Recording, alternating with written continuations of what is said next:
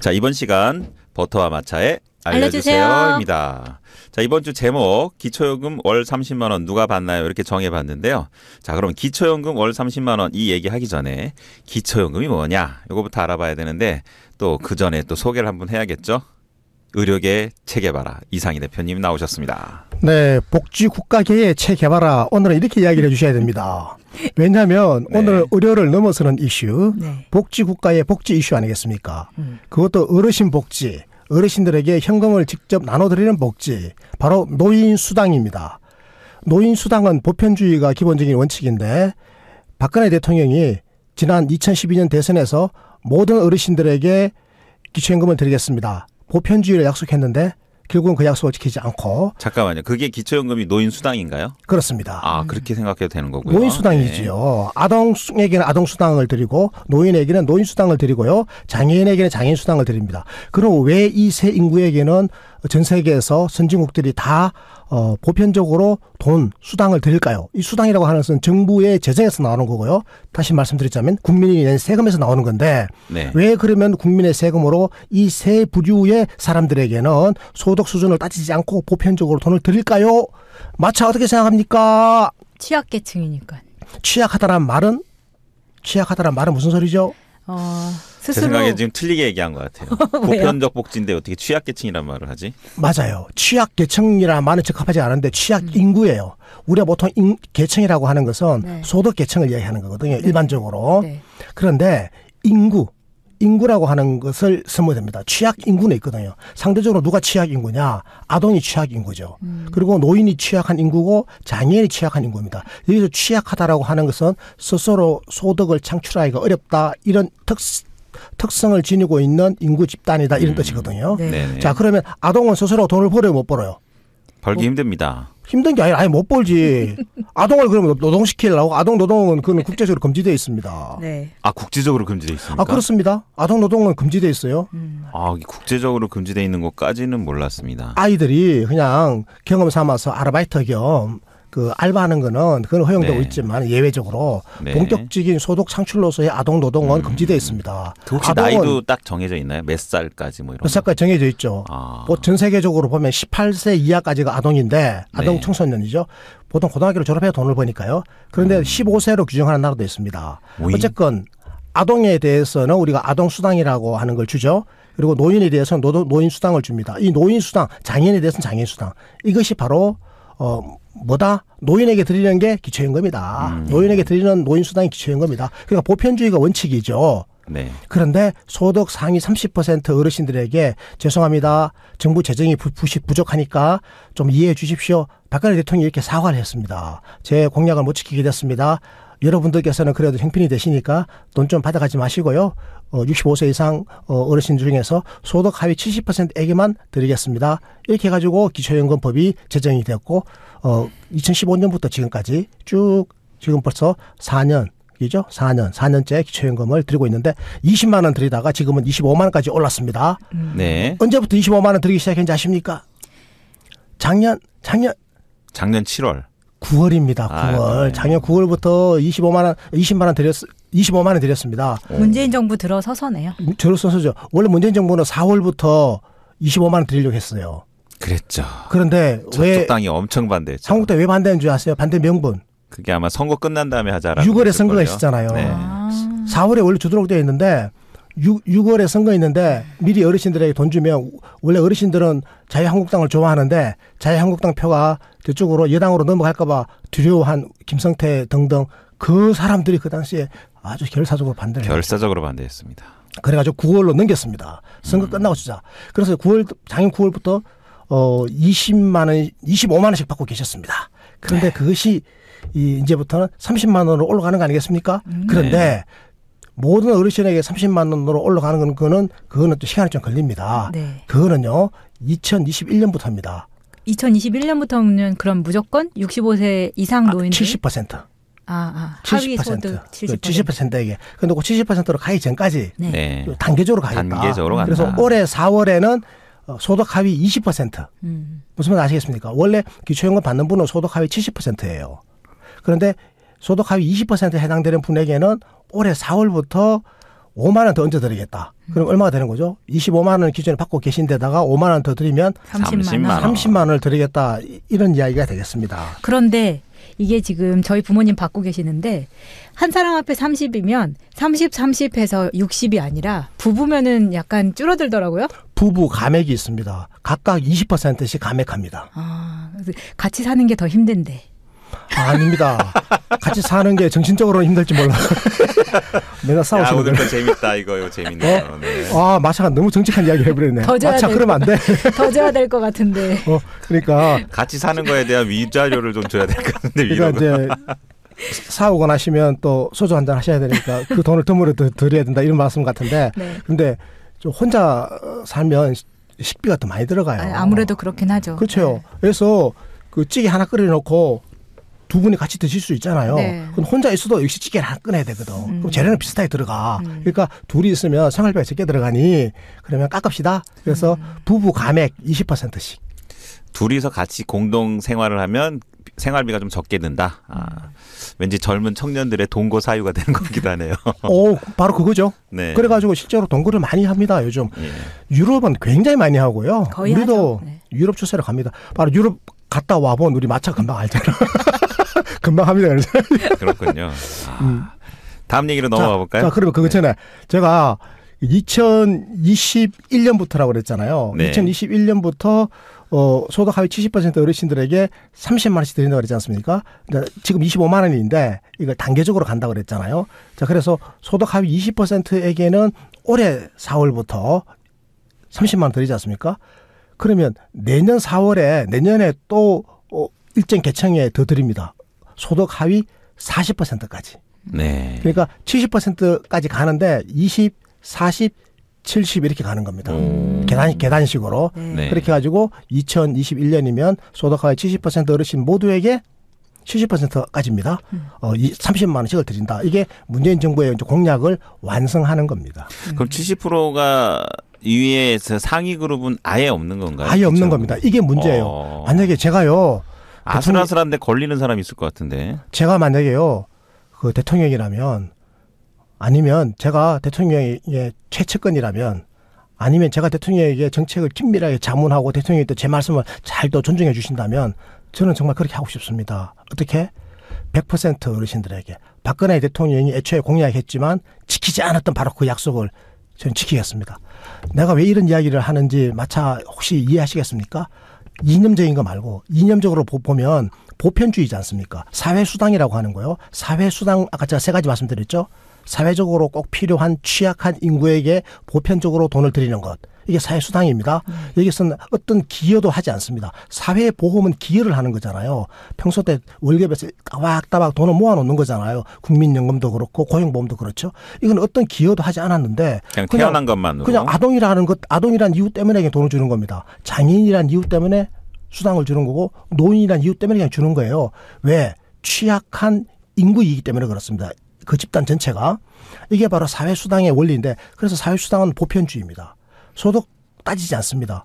우리 지금 아동수당 다 주지 않습니까? 소득 상위 10% 20% 따지지 않죠. 다 주지 않습니까? 이게 기본적인 원리입니다.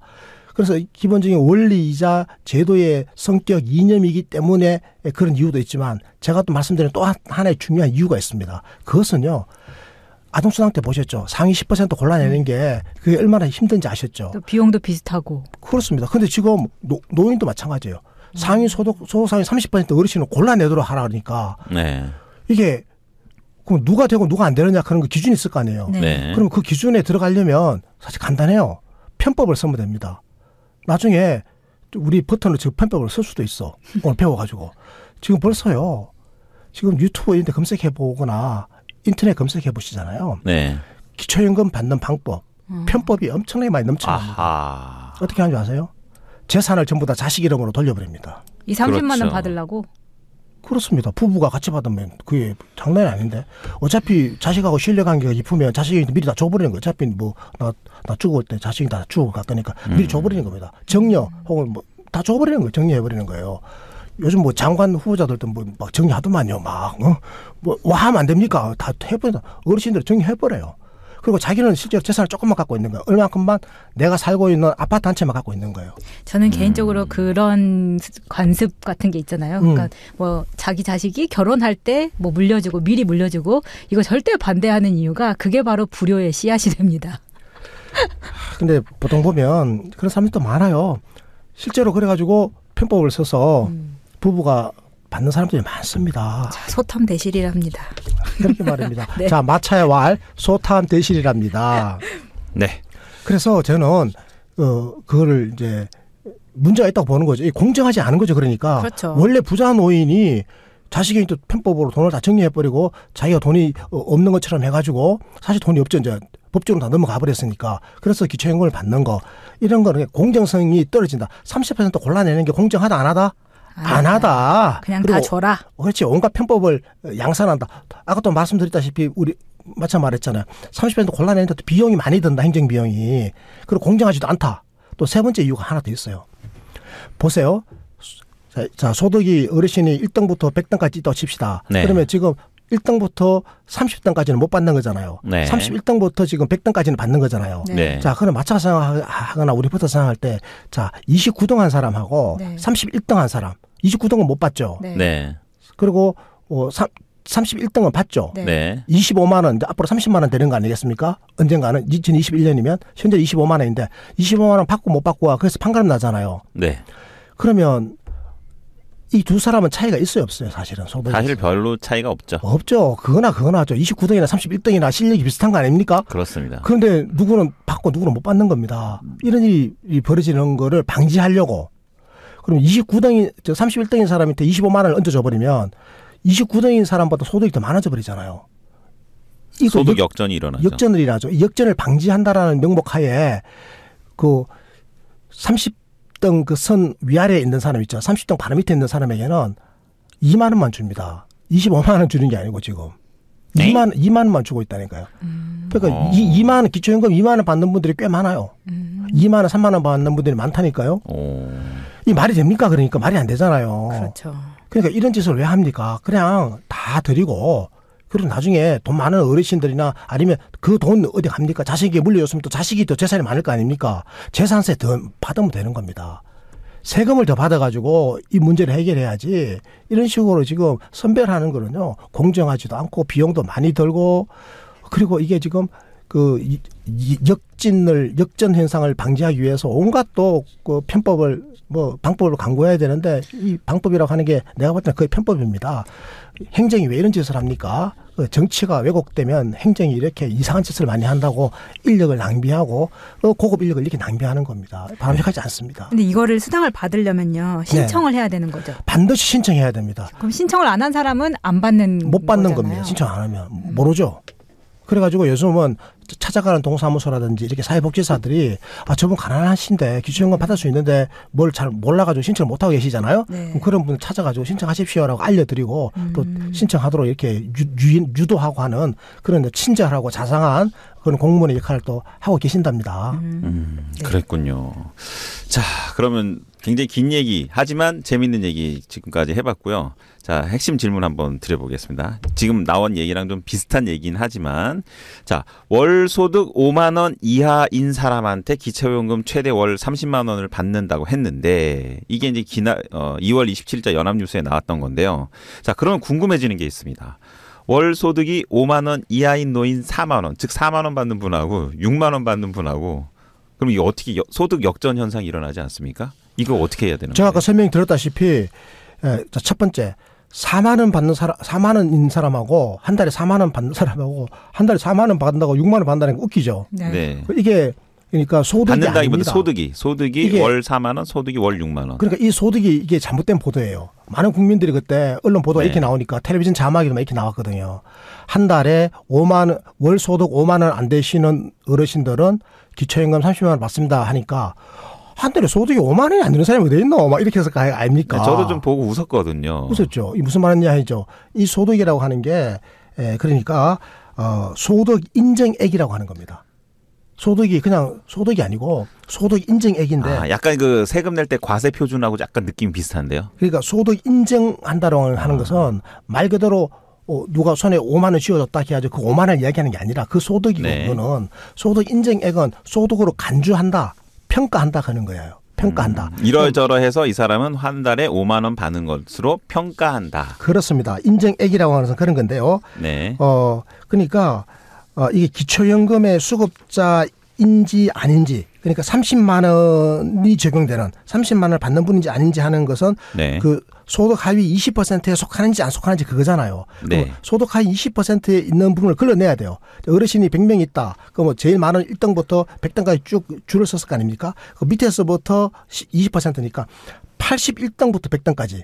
네. 81등부터 100등까지 속하는 분을 이제 찾아내야 될 거 아니에요. 그럼 누가 81등이냐? 그 81등이 딱 속하는 그 기준이 되는 소득 인정액이 있어야 될 거 아닙니까? 네. 자, 근데 소득 인정액이라고 하는 것은 기본적으로 두 가지로 구성이 돼요. 하나는 그 소득 평가액하고 네. 그리고 또 하나는 재산의 소득 환산액이라고 하는 게 있습니다. 네, 어렵습니다. 어렵죠. 자, 소득 평가액이라고 하는 거는 그냥 이게 소득이 아니에요. 소득 평가액은 어떻게 구성되는가 하면 생각해 보십시오. 소득이 있을 거 아니야, 마차. 네. 근데 소득은 나는 별로 없는데 재산이 많이 있어. 그럼 이 재산도 또 소득으로 간주해 줘야 될까, 이거? 안 그래요? 그렇죠. 네. 그러니까 이 두 가지를 다 따져야 되는 겁니다. 그러니까 소득 평가액하고 재산의 소득 환산액, 재산을 소득을 환산한 거 두 개를 합쳐가지고 이거 우리가 소득 인정액이라고 그러고 이 소득 인정액이 5만 원 이하로 나왔을 때 그랬을 때 그러면 하위 20%에 속하는 걸로 인정해 드릴게요. 이렇게 되는 겁니다. 자, 그러면 이 5만 원이라고 하는 거 소득 인정액이 어떻게 나왔냐 이게 궁금하잖아요. 네. 이것은 기본적으로 두 가지라고 그랬죠. 소득 평가액 더하기 재산의 소득 환산액인데 소득 평가액이 어떻게 구성되어 있는지를 보면 금방 알 겁니다. 공식을 제가 말씀드릴게요. 네. 소득 평가액은요. 이 어르신의 근로소득이 있을 거 아닙니까? 가구의 근로소득. 일해서 버는 돈. 그렇죠. 아니면 뭐 사업소득도 좋고 자도 소득이 있을 거 아니에요. 네. 자, 근로소득에다가 뭘 빼는가 하면 94만 원을 빼줘요. 만약에 마차 할머니가 한 달에 94만 원을 어디 가서 일해가지고 벌어왔어요. 식당 가서 일해가지고. 네. 94만 원을 벌었죠. 그럼 94만 원을 빼줘 거기다가. 빵원이 되네요. 예, 그럼 여기다가 곱하기 70%를 해요. 빵 곱하기 70이니까 빵 곱하기 70은 빵이죠. 네. 그러면 마차는 소득이 없는 걸로 간주되는 거야. 그러니까 94만 원까지는 소득이 없는 걸로 간주되는 거야. 무슨 말 아시겠습니까? 네. 무슨 말 자, 마차의 근로소득 빼기 94만 원. 만약에 마차의 근로소득이 100만 원이었어요. 그러면 여기다가 94만 원을 빼. 네. 그럼 얼마 남죠? 6만 원. 6만 남죠. 6만 원의 70%는 얼마예요? 6, 7이 42. 4만 2천 원이죠. 4만 2천 원이면 5만 원 넘어요, 안 넘어요? 안 넘어요. 안 넘어요. 그럼 마차는 받아요, 못 받아요? 받아요. 받아요. 다만 마차가 재산이 없어야 돼. 왜냐하면 또 재산도 또 환산하거든요. 네. 재산을 어떻게 환산하는가 하면 완전하게 순수한 재산, 순수한 일반 재산 있잖아요. 아파트 값이라든지. 네. 여기에다가 기본 재산액을 또 공제가 빼줘요. 네. 예를 들어 마차가 서울에 살죠. 네. 그럼 1억 3,500만 원을 빼줘. 마차가 집에 사는데 마차 연립주택이 1억 3,500만 원짜리야. 네. 그럼 1억 3,500만 원 빼주면 빵원이 나오죠. 네. 근데 마차 통장에 돈이 1,000만 원 있어. 그럼 2,000만 원을 또 공제해 주거든. 네. 그럼 마이너스 1,000만 원 나오잖아요. 네. 빵원이죠. 네. 그렇게 되면 재산이 없는 걸로 간주해 줘. 네. 대충 알겠죠? 어떤 분인지. 네. 자, 네. 예를 들면 이런 겁니다. 근로소득이 한 달에 100만 원이 안 되고 그리고 재산이 서울에 사는데 재산이 한 1억 5천만 원이 안 되고 그리고 통장에 2천만 원이 안 된다. 그러면 하위 20% 속하는 겁니다. 그래서 이게 뭐 저 집은 네. 외제차 타고 다니는데 기초수급 받는다, 뭐 노인연금 받는다 이런 일은 없겠네요. 그거 다 골라냅니다. 그래가지고 이분이 만약에 외제차 같은 걸 타고 다니죠. 그런 경우에는 이거를 갖다가 또 소득으로 다 간주해 버립니다. 네, 그러네요. 네. 회원권, 골프 회원권 네. 같은 경우 콘도미엄 회원권도 네. 다 포함이 되고. 고급 자동차 이런 거는요. 있는 그대로 다 인정해 버립니다. 왜냐하면 이거는 덤으로 있는 거잖아요, 보통. 그렇죠. 기본적인 주거가 아니잖아요. 덤으로 있는 거 골프 회원권 하나라도 발견되면 골프 회원권은 그대로 다 이게 재산으로 바로 100% 다 간주돼 버립니다. 에이, 골프 회원권 있으면서 하위 20%는 게 말이 되나요, 이게? 그러니까 그런 사람들이 들어 있었거든. 근데 걸어 지금 있다고요? 지금 골프 회원권인데 하위 20%라고요? 옛날에 막 이렇게 속여가지고 그렇죠. 가능하겠죠. 수급자가 됐거든 옛날에.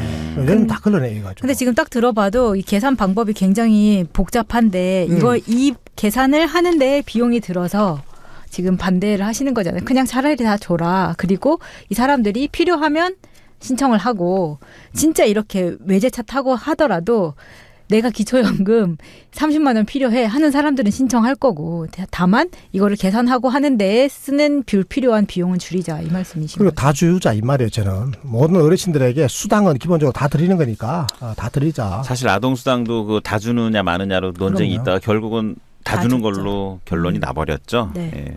이것도 뭐 기초연금도 제 생각에도 다 주는 게 편할 것 같습니다. 그래서 언론이 똑똑해야 되는데 네. 언론이 가끔 가다가 똑똑하지 않은 짓을 함색해요. 그리고 진짜 말도 안 되게 월 5만 원 소득이라고 하면 어떡합니까 이거. 그러니까 5만 원 소득이니까 어르신들이 와 나 5만 원 안 되는데 나도 다 안 돼.